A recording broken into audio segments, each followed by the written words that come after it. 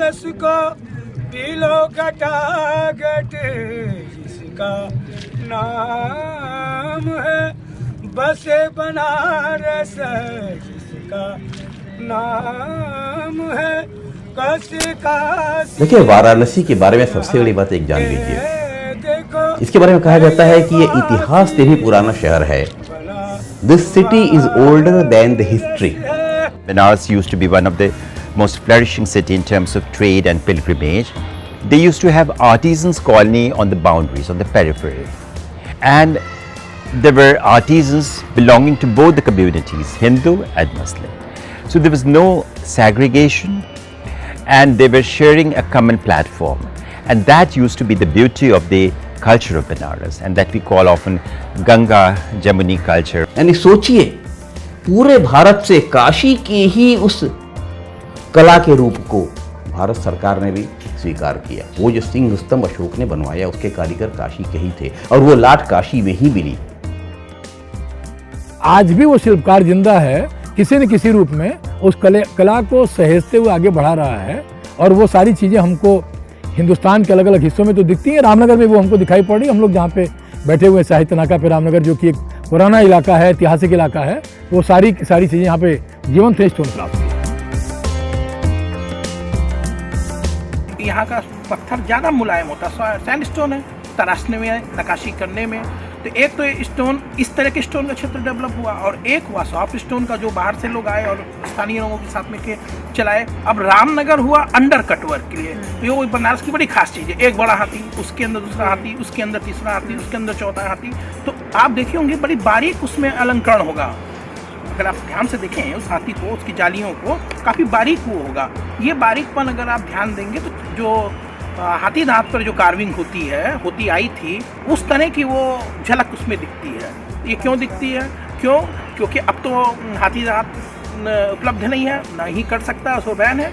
तो ये लोगों ने सॉफ्ट स्टोन माध्यम पकड़ा। सॉफ्ट स्टोन एज इट नाम बताता है, जैसे कि कोई भी चीज़ अंडरकट या कोई भी काम करना बहुत आसान होता है। इसके साथ काम करना, छोटे छोटे चीज़ों से, छोटे छोटे टूल से जिससे हम लोग काम करते हैं। ये ओपन माइंस में इसको एक्सकवेट किया जाता है basically. Jhansi is the music centre in UP, जिसके सराउंडिंग करीब 11 डिस्ट्रिक्ट्स हैं जहाँ पे ये एक्सकवेट होते हैं। जिस गांव से ये एक्सकवेट होता है, जिस जहाँ होता है, उसी के नाम पे है। जैसे गौरारा स्टोन हम जैसे बोलते हैं या पलेवा बोलते हैं।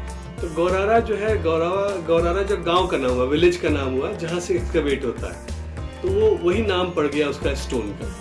तो उसके हिसाब से नाम से हिसाब रहता है। और सबसे इसमें क्लासिक चीज़ ये है कि अगर स्टोन के बड़े बोल्डर को हम कट करते हैं, दिखाई दे रहा है पिंक, लेकिन if you cut it in 5 or 6 pieces, तो टेक्सचर सब अलग अलग मिलेगा। There is no homogeneity of the colours, consistency कहीं नहीं। यहाँ कहीं ब्लैक स्पॉट्स मिलेंगे, कहीं ब्लू मिलेंगे, कहीं ग्रे मिलेंगे। तो identical pieces if you want, तो इसमें आइडेंटिकल पीसेस निकल ही नहीं सकता, जस्ट इम्पॉसिबल। एक तरह से एक ये यूएसपी कहा जाए स्टोन का, मार्बल का या दूसरे प्रोडक्ट्स में ऐसा नहीं होता जो कि सॉफ्ट स्टोन में होता है। मार्केट को अगर हम लोग देखें तो basically US is the biggest market for soft stone. इसके बाद यूरोप में आता है। यूरोप में भी जर्मनी है, इटली कुछ जाता है, बेल्जियम है, ब्रसेल्स है, ये मेजर है। इसके अलावा आपके जापान खूब जाता है। Well, I have to admit, I have never seen them because I don't actually look on these stalls. But so all this is from Varanasi, right? All this is from This is all actually made here. Yeah. Okay. Clearly, something that's handmade is nice to have.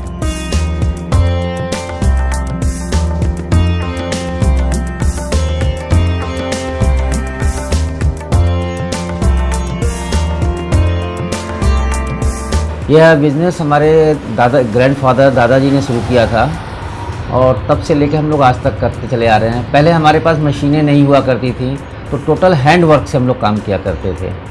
अभी जो हम लोग machinery इस्तेमाल करने लगे हैं, इससे हमारी क्वांटिटी बढ़ गई है। पहले से क्वालिटी हमारा बेटर हो चुका है। जो हम लोग क्वालिटी आज बना रहे हैं, ये पूरे वर्ल्ड में डिमांड इसके बहुत ज़्यादा हैं। हमको बनाने में बहुत खूबसूरती लगती है कि हम बहुत कुछ अच्छा चीज़ बनाते हैं, इसलिए कि हमें बहुत ज़्यादा इंटरेस्ट है। लेकिन एक तरफ कभी कभी दिल दिमाग करता है कि अरे यार मेहनत करते हैं, हमको पैसा नहीं मिलता उतना। इन लोगों के पास स्किल तो है, लेकिन इनके पास आइडियाज़ नहीं है, उसको कैसे उसी स्किल को कैसे यूज़ करें। तो प्रोडक्ट डेवलपमेंट जो है in terms of new concepts कि वो चीज़ें मार्केट में पसंद हैं। हर प्रोडक्ट में कुछ ना कुछ हमको ये हिंट देती है, बोलता है कि भैया यहाँ से पकड़ लो। इसमें क्या है, एक भाव का बात है। अगर स्ट्राइप वाली शर्ट ले लूँ तो आप क्या बोलोगे, यार ऑफिसर है। हाँ, तो ऑफिसर और फूल वाली चीज़ में कुछ फ़र्क तो है ना। तो हम वही जानने के लिए कोशिश करेंगे। तो हम जब फूल देखते हैं, फूल का क्या होता है, वो रेडियल होती है। उसका मतलब एक चीज़ से चालू होती है फिर बाहर की तरफ जाती है। ज़्यादातर ये सब चीज़ नेचर में हमको देखने के लिए मिलता है।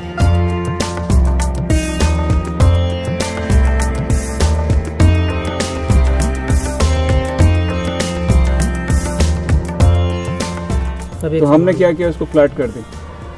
फ्लैट मतलब डायमेंशन का बात नहीं, फ्लैट ये है कि सबका साइज एक जैसा है। तो उसका मतलब है आपका आंख सरफेस के ऊपर हो गया, मतलब उसके ऊपर ही है। ऐसे आंख घूम नहीं रहे हैं, इसमें आंख घूम रही है।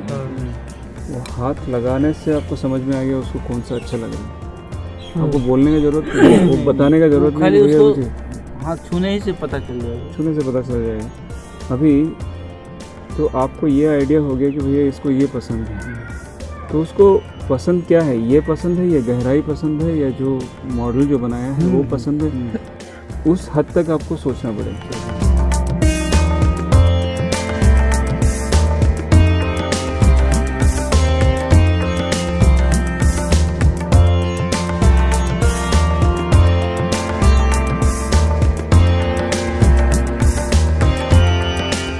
डिज़ाइन इनोवेशंस नहीं हुए या इस तरह की वर्कशॉप्स जैसे NID वर्कशॉप कर रहा है, तो ये इम्प्रूव करने के लिए बहुत ज़रूरी है कि इन क्राफ्ट्समैन को किसी तरह इनका अपग्रेडेशन हो किसी तरह, और नए क्राफ्ट्समैन तब आएंगे। हो सकता है फिर इनकी फैमिली के दूसरे लोग क्राफ्ट्समैन हो जाएंगे और ये लोग आगे बढ़ जाएंगे।